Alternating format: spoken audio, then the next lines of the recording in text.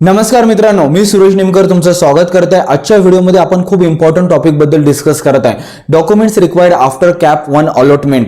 Majorly विद्यार्थ्यांना माहिती आहे, बट मी तरी पण हा व्हिडिओ बनवला याच्यासाठीच मित्रांनो, कारण तुम्हाला जो कॉलेजला रिपोर्ट करण्याचा टाइम दिला जातो तो हार्डली 3 दिवसाचा असतो। याच्यामध्ये एखादं डॉक्युमेंट्स नसलं किंवा काही प्रॉब्लेम किंवा त्याची व्हॅलिडिटी एक्सपायर वगैरे झाली असेल तर तुम्ही खूप मोठ्या अडचणीत येऊ शकतात। इव्हन तुमची ऍडमिशन कॅन्सल होऊ शकतं, तुमच्या कॅन्डिडेट टाइप जनरल ओपन मध्ये पण कन्वर्ट होऊ शकतो, कॅपच्या प्रोसेस मधूनच तुम्ही डायरेक्टली बाहेर येऊ शकतात। असं कोणतं पण एखादा प्रॉब्लेम क्रिएट होण्याच्या अगोदर काय काय डॉक्युमेंट्स आपल्याला लागतात आपण हे बघून घेऊ।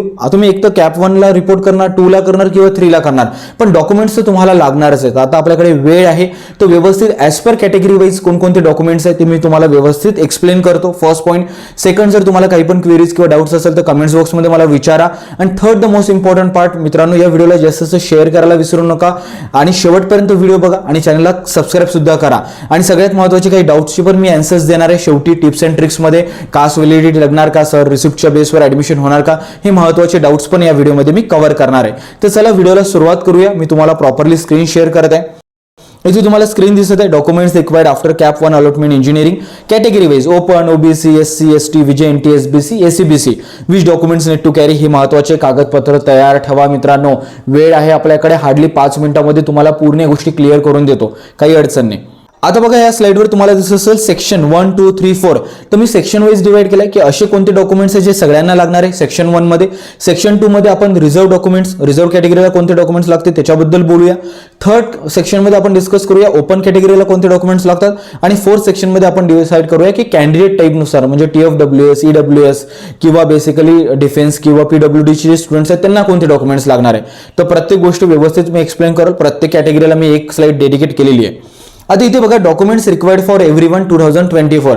हे डॉक्युमेंट्स इररिस्पेक्टिव्ह ऑफ युअर कॅटेगरी, म्हणजे तुम्ही कोणत्याही कॅटेगरीमधून येत असाल तर हे डॉक्युमेंट्स तुमच्याकडे असलेच पाहिजे। त्याच्यामध्ये MSTCTचं ऍडमिट कार्ड, सेकंड MSTCTचं स्कोअर कार्ड किंवा सोबतच काही बाकी एक्झाम्स पण दिले असेल तुम्ही त्याचे पण स्कोअर कार्ड कॅरी करा।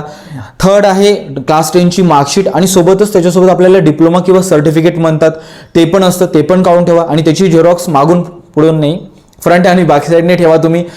फोर्थ आहे HSCचं डिप्लोमा प्लस मार्कशीट, याची पण झेरॉक्स फ्रंट अँड बॅक साईडने काढून ठेवा। फिफ्थ आहे स्कूल और कॉलेज लिव्हिंग सर्टिफिकेट, म्हणजे जे तुमचं TC आहे ते तुमच्यासोबत असलं पाहिजे, कारण त्याच्याच बेसवर तुमची ऍडमिशन होईल इंजिनिअरिंग कॉलेजला। आधार कार्ड झालं किंवा एनी अदर जर तुमच्याकडे गव्हर्नमेंट ID प्रूफ असेल तर ते पण तुमच्यासोबत ठेवा। पासपोर्ट साईज फोटोग्राफ मित्रांनो, हे विसरू नका घाई गडबडीमध्ये। मी नेहमी म्हणजे कधीही फॉर्म भरायला जातो ना, सगळे डॉक्युमेंट्स राहतात, पासपोर्ट साईज फोटो पॉकेटमध्ये असतात किंवा कुठेतरी बॅगमध्ये विसरून जातो, तर पासपोर्ट साईज फोटो कॅरी करा। नंतर आहे डोमिसाइल सर्टिफिकेट किंवा बर्थ सर्टिफिकेट पण चालून जाईल, पण डोमिसाइल सर्टिफिकेट नक्की ठेवा सोबत, म्हणजे तुम्ही महाराष्ट्राचे रहिवासी। नंतर आहे इन्कम सर्टिफिकेट, इन्कम सर्टिफिकेट असलंच पाहिजे, सगळ्याच कॅटेगरीला लागणार आहे। मग आहे गॅप सर्टिफिकेट। आता गॅप सर्टिफिकेट नेमकं काय मी हे 10 सेकंडमध्ये एक्सप्लेन करतो। ज्या विद्यार्थ्यांनी 12वी नंतर JEE नीटसाठी 1 वर्षाचा ड्रॉप किंवा गॅप घेतला असेल त्या विद्यार्थ्यांना ॲफिडेव्हिट बनवावं लागेल। तुम्ही व्हेंडरकडे गेले, तहसीलकडे, तर हार्डली 200-250 रुपयामध्ये तुम्हाला तो गॅप सर्टिफिकेट बनवून देईल। पण इन केस जर तुम्ही 2024 मध्ये 12th कंप्लीट केला आणि 2024 मध्येच ऍडमिशन घेत आहे तर गॅप सर्टिफिकेट तुम्हाला लागणार नाही, म्हणून मी इथे ब्रॅकेटमध्ये इफ अप्लिकेबल लिहिलेलं आहे। आणि त्यानंतर आहे nationality certificate of the candidate, म्हणजे तुम्ही भारताचे रहिवासी आहे, हे पण सर्टिफिकेट तुम्हाला लागणार। तर हे सगळे डॉक्युमेंट्स तुम्ही व्यवस्थित एक स्क्रीनशॉट काढून ठेवा, फर्स्ट पॉईंट। सेकंड पॉईंट, हे सगळे डॉक्युमेंट्स तुम्हाला ओरिजिनल लागणार आहे मित्रांनो। याच्यातलं कोणतेही डॉक्युमेंट्स तुम्ही जर झेरॉक्स कॉपी घेऊन गेले तर चालणार नाही, तर सगळे डॉक्युमेंट्स ओरिजिनल व्यवस्थित सोबत ठेवा। आणि थर्ड, द मोस्ट इम्पॉर्टंट, या सगळ्या डॉक्युमेंटचे मिनिमम 3 सेट ऑफ झेरॉक्स काढून ठेवा।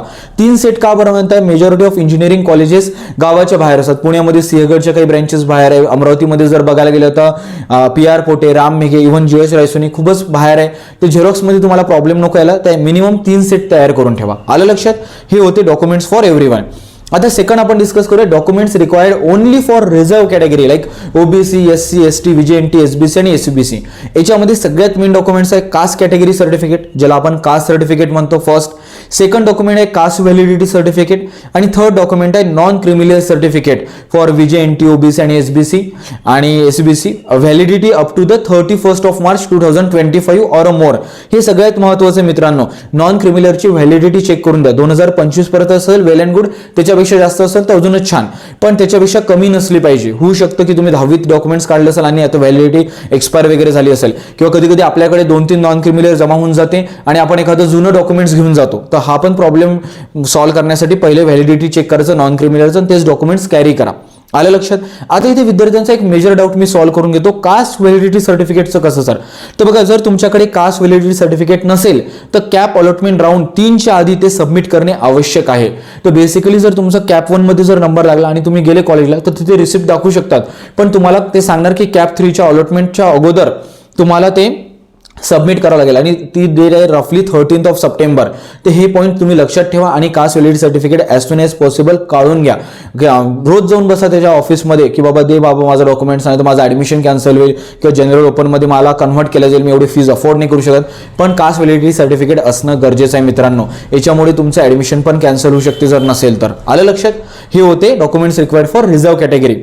नंतर आहे documents required for general open category. यांना कास्ट सर्टिफिकेट वगैरे नाही लागत. इथे आपण बघूया EWS सर्टिफिकेट, ज्याला इकॉनॉमिकली विकर सेशन म्हणतात. हे पण बघा, तुम्ही जर EWS थ्रू फॉर्म भरला असेल तर तुमच्याकडे असायला पाहिजे.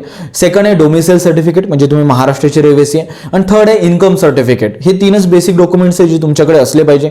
इथे एक महत्त्वाची मी नोट क्लिअर करू इच्छितो मित्रांनो, इन्कम सर्टिफिकेटवर आणि तुमच्या EWS वर जे इन्कम आहे ते मेजरली मॅच झालं पाहिजे. हा पॉईंट तुम्ही लक्षात ठेवा. याच्यानंतरचे डॉक्युमेंट्स आहे, documents apply for candidate type like EWS, TFWS and minority and PWD. EWS candidate असेल तर ऑफकोर्स तुमच्याकडे EWS सर्टिफिकेट असणं गरजेचं आहे proper up to date validity सोबत. सेकंड आहे मायनॉरिटी, जर तुम्ही असाल तर तुमच्याकडे डोमिसाइल सर्टिफिकेट असणं गरजेचं. जर तुम्ही बाहेर स्टेटमध्ये येऊन महाराष्ट्रामध्ये शिकत आहे, खूप वर्ष झालेलं आहे, तुमच्याकडे डोमिसाइल सर्टिफिकेट गरजेचं आहे.